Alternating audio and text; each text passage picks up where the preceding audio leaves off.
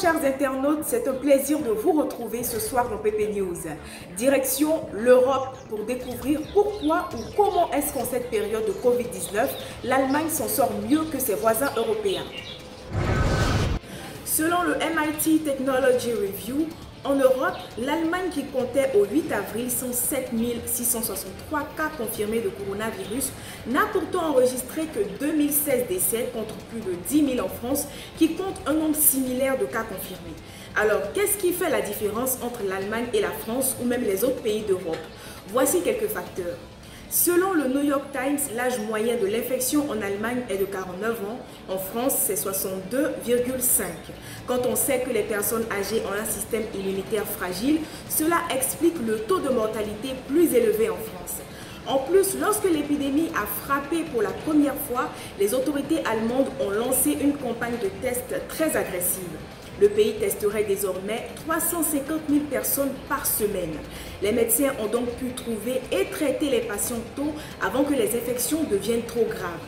Concernant les soins de santé, l'Allemagne possède l'un des systèmes les plus robustes d'Europe et elle a gardé ses hôpitaux mieux préparés pour gérer et traiter les patients atteints du Covid-19.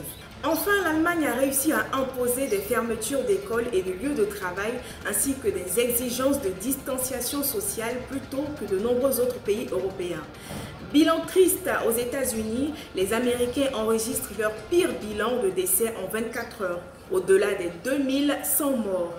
Les chiffres également ne font que grimper en Côte d'Ivoire. Le pays a enregistré hier vendredi 480 cas, dont 54 guéris. Pour limiter au maximum les déplacements en cette période de crise sanitaire, tout comme moi, plusieurs personnes ont opté pour le télétravail. C'est le cas de Kwadjo Kwaku Alain, informaticien.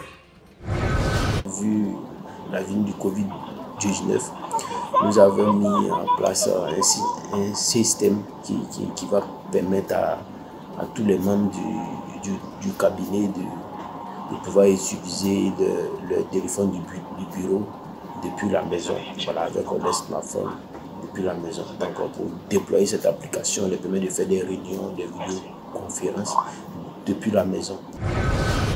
Encore une occasion pour nous de vous rappeler les mesures de précaution pour aider les enfants à faire face au stress durant la flambée de la maladie à coronavirus. Alors, il faut présenter les faits à propos des événements et leur donner les informations claires sur la manière de réduire les risques d'infection par la maladie en adaptant votre discours à leur âge pour qu'ils puissent comprendre. Conservez également autant que possible vos habitudes et vos horaires ou veillez à instaurer de nouveaux dans un nouvel environnement, notamment pour l'école et l'apprentissage, mais aussi jouer et se détendre en toute sécurité.